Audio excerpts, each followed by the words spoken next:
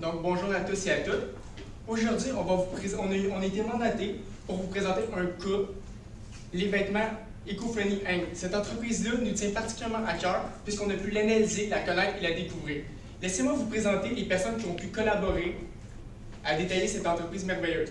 Madame Anne Cormier, Monsieur Raphaël Charpentier et moi-même, Monsieur Raphaël Richard. Passons maintenant à l'ordre du jour. On va vous présenter le mandat, on va faire une analyse qualitative de l'entreprise. Ensuite, on va analyser la santé financière de l'entreprise, puis on va terminer avec des recommandations. Au niveau du mandat, on va y aller quand même brièvement. Au niveau de la première étape, on a fait une analyse qualitative de l'entreprise comme demandé. On est allé vraiment avec la situation actuelle de l'entreprise. Ensuite, on est allé avec une analyse de la rentabilité d'une nouvelle collection qui a été proposée par la propriétaire. Puis, on a analysé aussi 2 options de financement pour soutenir cette nouvelle collection-là. On est ensuite allé avec une nouvelle évaluation des fournisseurs. On avait une nouvelle opportunité de fournisseurs, donc on a fait une évaluation pour comparer les deux, puis choisir la meilleure opportunité pour la compagnie. Et ensuite, elle avait quelques questionnements au niveau des paiements au sein de l'agence, auprès de l'Agence du revenu du Canada. Donc, on est allé faire avec elle, on a regardé, puis on lui a indiqué là, quelques dates importantes là, à se souvenir, puis quelques recommandations par la suite. Pour commencer au niveau du qualitatif, on est allé avec un FFOM. On va commencer avec l'intérieur d'entreprise. Au niveau des forces, ce qui est intéressant avec cette entreprise-là, c'est que la propriétaire a une expérience très variée au niveau de la mode et des vêtements. Donc, elle a pu amener ce bagage-là au sein de son entreprise. Ensuite, vous avez l'entreprise a une très grande inclusivité. Elle a très à cœur d'inclure tous les types de corps et pour toutes les femmes. Ensuite, nous avons le plus gros morceau de cette entreprise-là, c'est le respect de l'environnement. C'est à cœur de toutes ces décisions qu'elle prend au sein de son entreprise. Donc, vraiment, c'est celle qu'on a mis de plus de l'avant au sein de notre recherche. Ensuite, au niveau des défis qui sont plus à l'interne, il n'y a aucun produit qui a été pour les hommes qui est depuis la création de l'entreprise. Par contre, elle est revenue sur cette demande-là avec sa nouvelle collection. On va aller plus en détail un petit peu plus tard là, dans la présentation pour cette collection-là. Mais actuellement, ça reste tout de même un défi puisqu'elle réduit sa clientèle pour ses vêtements. Ensuite, on a remarqué là, que la marge de profit inférieure, en fait, elle nous a mentionné que malgré le fait qu'elle avait des bons prix avec des bons fournisseurs, sa marge de profit était quand même inférieure au marché actuel des vêtements. Donc, ça, c'est à se souvenir pour elle. Au niveau de ce qui est à l'externe de l'entreprise, on a les opportunités. Une grande entreprise, la grande majorité des clients actuellement aiment beaucoup le magasinage en ligne. Cette entreprise-là n'est qu'en ligne, donc on trouvait que c'était une excellente opportunité pour elle. Elle peut rejoindre plus de gens sur un plus vaste territoire. Et ensuite, au niveau des défis externes, c'est un milieu qui est très concurrentiel. On voit la montée au niveau environnemental dans les vêtements. Donc, on sent qu'il y a vraiment une grosse concurrence là, qui se forme au niveau de ce milieu-là. Et aussi, malheureusement, l'inflation vient augmenter ces prix de ces produits, de matières premières, de toutes ces charges qui sont plus fixes, donc son électricité, chauffage, etc.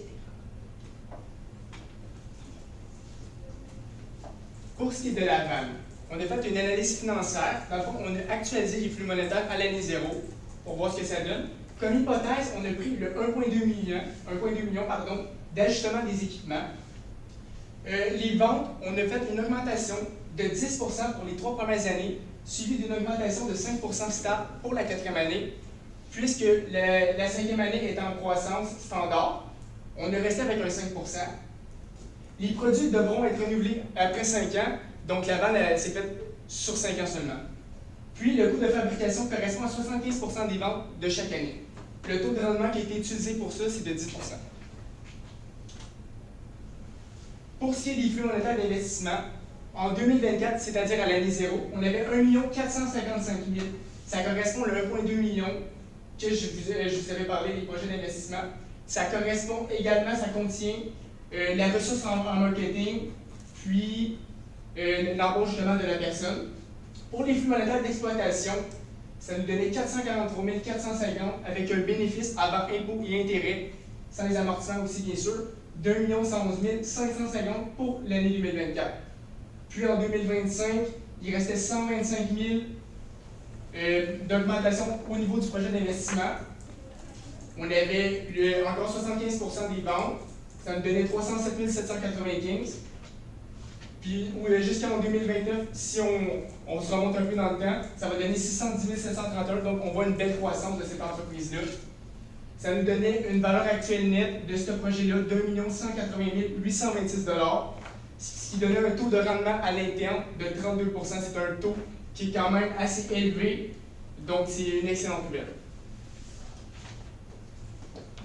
Pour l'analyse financière, les options de financement, on avait deux options qui nous étaient présentées. La première était de faire un emprunt bancaire de 1,4 million, sur quoi on a enlevé 15 000 $ de frais initiaux, qui nous faisait une valeur initiale de 1,385 million. Pour la durée, c'était sur 3 ans et c'était des paiements mensuels pour le capital et les intérêts. Donc, on a pris sur 36 mois. L'intérêt, c'était de 6 %. On a considéré que c'était semestriel, puisque ce n'était pas présenté, et qu'on a changé en taux mensuel pour un taux de 0,4939 %, qui nous faisait un paiement de 42 088,18 $ par mois sur les 3 ans.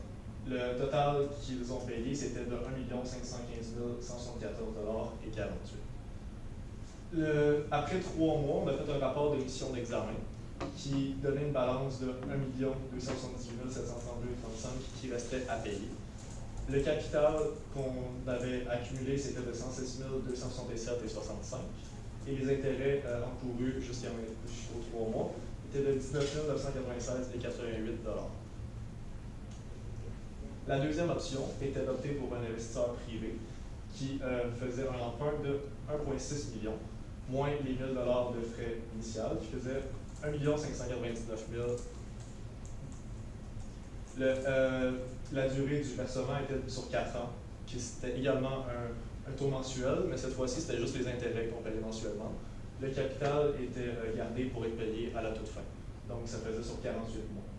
L'intérêt était de 3,75 %, qui était annuel, donc on l'a changé en mensuel pour donner 0,30,73 %. Et le total à payer était de 1 852 682 et 1 sou. Le total des intérêts à payer était de 253 682 $, ce qui nous faisait des paiements mensuels juste pour les intérêts de 5 285 et 4 $ par mois, ce qui faisait que au début, vu que l'entreprise avait de la difficulté à payer les dettes qu'elle avait encourues dans le passé, puisque leur cheminement de date était compliqué, le plus petit paiement était favorable. Et c'est toujours à payer en fin de mois, puisque je sais que la propriétaire avait de la difficulté à choisir une date pour payer. C'est toujours en fin de mois qu'on paye les intérêts. Donc, au début de la présentation, je t'ai expliqué qu'elle avait un petit questionnement au niveau de son fournisseur. Donc, elle avait reçu une nouvelle soumission de son fournisseur actuel avec lequel elle a vraiment un gros lien de confiance. Ça fait des années qu'elle travaille avec elle, en fait, depuis l'ouverture. Par contre, il y a eu une augmentation au niveau de ses prix. Ça l'a fait remettre en question à l'approcher un autre fournisseur. Donc, je vais regarder en premier lieu le fournisseur actuel, qui est Doux Textile, qui était quelqu'un qu'elle avait vraiment confiance pour partir de son entreprise. Quelques points importants qu'on a soulevés avec ce fournisseur-là, c'est qu'il y avait certains retards dans ses livraisons. Elle réussissait quand même à fournir tout ce qu'elle avait prévu de fournir.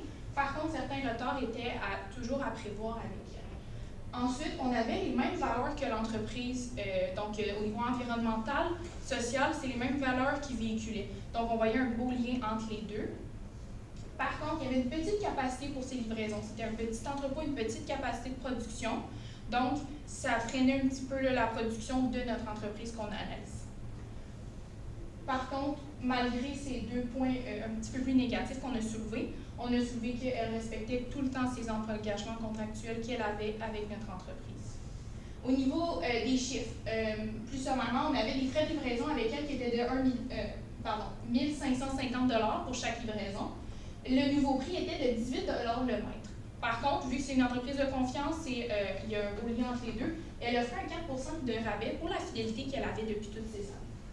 Ensuite, donc, j'ai fait un calcul pour voir la différence entre les deux, pour choisir la meilleure option. J'ai fait un calcul sur 12 000 mètres qui était la quantité maximale qu'elle pouvait acquérir dans son entrepôt. Donc, elle avait une capacité maximale de 12 000 mètres. Donc, j'ai fait le calcul pour les deux fournisseurs avec ce montant-là. En faisant le calcul, j'ai remarqué on a obtenu un montant de 208 910 pour l'achat de 12 000 mètres de tissu. Au niveau du nouveau fournisseur, un tout nouveau fournisseur qui a une grande renommée mondiale, la propriétaire le connaissait parce qu'elle avait été en contact avec des gens dans le passé parce qu'elle fournissait, cette entreprise-là fournit des très grandes marques avec lesquelles la propriétaire avait déjà travaillé. On voit une grande capacité de livraison, des grosses quantités, une grande capacité de produire aussi. Par contre, la production étant en Chine, il pourrait avoir certaines craintes avec les délais de livraison qu'elle nous a soulevés avec son petit rapport. Par contre, pour pallier à cela, la compagnie, elle offre de faire les commandes 2 mois à l'avance pour réduire ces risques-là de délai de livraison involontaire. Au niveau des chiffres, on avait un chiffre de livraison qui était beaucoup plus élevé. On fait affaire avec une compagnie qui fonctionne avec la Chine et non dans la même région.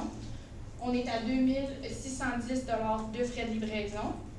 Ensuite, on est à 16,75 $ le mètre pour un final de 203 670 $ pour 12 000 mètres.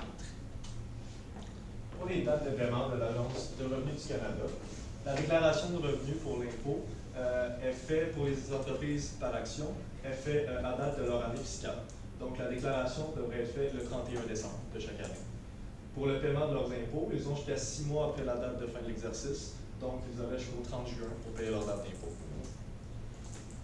Pour terminer, on a fait un petit récapitulatif de nos recommandations qu'on offrirait par rapport à notre mandat. Pour la nouvelle gamme, on trouve que c'est vraiment un projet qui est rentable pour l'entreprise. Donc, on vous suggère vraiment d'aller de l'avant avec celui-ci. Au niveau du choix de financement, comme expliqué par mon collègue Raphaël Charpentier, l'emprunt convertible d'un investisseur privé serait vraiment plus avantageux pour l'entreprise, surtout qu'on a l'offre d'un consultant privé qui a beaucoup d'expérience avec les nouvelles entreprises, qui pourrait nous offrir un grand soutien et qui est aussi un CPA, donc il pourra amener un soutien au niveau comptable aussi. Ensuite, au niveau du choix des fournisseurs, on connaît le gros lien, le fort lien qu'il y a entre le fournisseur actuel et l'entreprise. Cependant, on suggère d'aller avec le nouveau fournisseur, les tissus du monde, puisqu'il offre un meilleur montant, puis une meilleure capacité de fournir des grandes quantités, ce qui pourrait faire grandir l'entreprise. On ne resterait pas dans une plus petite quantité à produire. Donc, vraiment, le nouveau fournisseur serait une meilleure avenue pour l'entreprise actuellement pour pouvoir grandir dans le futur. Au niveau des paiements, on vous suggère des versements mensuels. C'est sûr que ça peut augmenter les montants mensuels par mois avec le nouvel emprunt, mais pour payer toutes les pénalités et les intérêts dont vous nous avez parlé, ça serait vraiment mieux de le payer au niveau mensuel pour s'en débarrasser le plus rapidement possible et repartir avec le moins de dettes possible. Et dans le futur, on peut faire un transfert au niveau des paiements, au niveau trimestriel, prévoir les impôts, les payer d'avance, faire un calcul pour pouvoir éviter d'avoir autant de dettes en fin d'année comme vous avez. Merci de nous avoir écoutés. J'avais une question, en fait, j'aimerais qu'on retourne au calcul de vanne que vous avez présenté. Je me demandais comment vous l'avez calculé, parce que je vois vos chiffres, mais comment vous êtes arrivé à peu près 1 million? Lequel? Le global, le total. Le global? C'est vrai qu'on est arrivé à 1 11 550? Dans ton 40 là. Oui. Donc, le montant total de vente qu'on voyait. Oui, comment vous êtes arrivé à 1,1 million? Okay. Fait que dans le fond, on a pris l'année 0, 2024, on a additionné toutes les autres années, on l'a mis sur un taux de rendement de 10 %. Puis, avec le projet d'investissement, on a vu que c'était rentable. Avec toutes les autres années qui ont été ramenées au niveau 0, ça nous donnait 1 180 826. OK. Excellent. Si on retourne dans le fond aux options de financement, j'ai compris que quantitativement parlant, on visait l'option 2. Cependant, si on regarde juste qualitativement parlant, ce serait quelle option la meilleure? L'option 2 offre un CPA qui va pouvoir nous aider d'expertise, donc qui a aussi été dans le domaine de la mode auparavant pour aider le démarrage de petites entreprises. Donc, on s'est dit que l'option 2 serait meilleure pour pouvoir être guidé dans le démarrage d'entreprise. Excellent. Moi, j'ai une question. Vous m'avez parlé de mission d'examen. Moi, je suis pas dans le domaine, je connais pas ça, donc je me demandais, ça consiste en quoi une mission d'examen, puis c'est qui fait ça, en fait? Le rapport de mission d'examen, c'est un compte rendu de où est-ce qu'ils en sont rendus sur les dettes et de où est-ce qu'ils en sont rendus sur leur paiement. Et normalement, c'est censé être la banque qui fournit ces informations. Ok, parfait. Merci.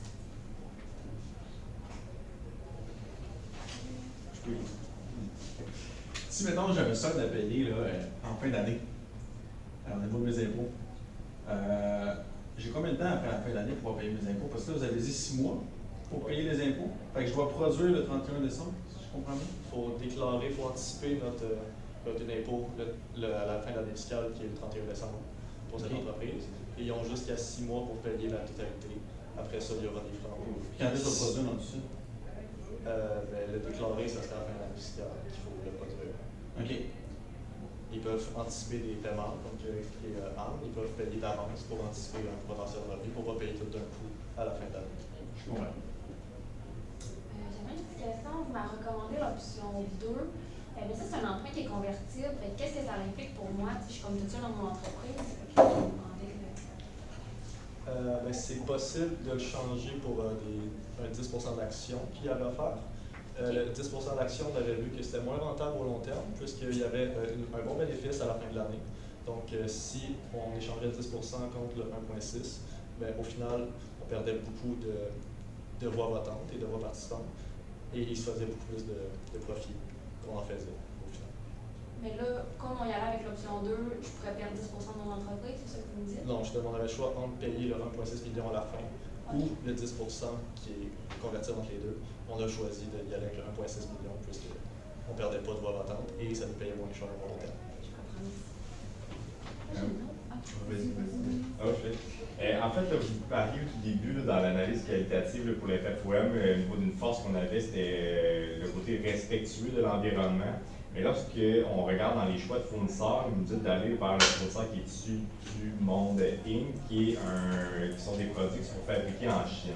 Est-ce que ça pourrait créer un enjeu, puisque c'est comme vraiment une valeur qui est forte de notre côté? C'est certain qu'au niveau du transport, on va jouer avec l'environnement. Par contre, il ne faut pas mettre de côté aussi, si on veut une croissance dans l'entreprise, il faut aller avec un fournisseur qui peut nous permettre cette croissance-là. Ils ont quand même à cœur, ils nous fournissent quand même des produits, des tissus qui sont recyclés, faits à partir de matières recyclables. Donc, c'est sûr que c'est pas la meilleure des options. Par contre, si on veut aller dans le temps puis évoluer, grandir, faire une grande croissance au niveau de l'entreprise, de notre avis, ça serait important d'aller avec le deuxième fournisseur qui nous permet, qui a cette capacité-là de nous offrir cette option. Okay. Fait que dans le fond, j'avais aussi avec ce nouveau fournisseur-là l'option d'avoir une autre gamme de tissus qui était moins chère. Ça, c'est quoi votre avis là-dessus? C'est certain qu'on voulait garder, en choisissant le deuxième fournisseur, on perdait un petit peu au niveau écologique avec le transport qui se faisait par avion. Donc, on ne voulait pas non plus tout perdre cette pensée écologique-là parce que c'est au cœur de l'entreprise lorsqu'elle a été fondée. Donc, c'est sûr qu'on est allé avec le tissu qui était plus cher, qui était fait en matière recyclée. La gamme qui était plus basse, c'était des tissus synthétiques. Donc, c'est vraiment à l'opposé de la valeur et l'image de l'entreprise. Ok, parfait. J'annonce la fin de cette période.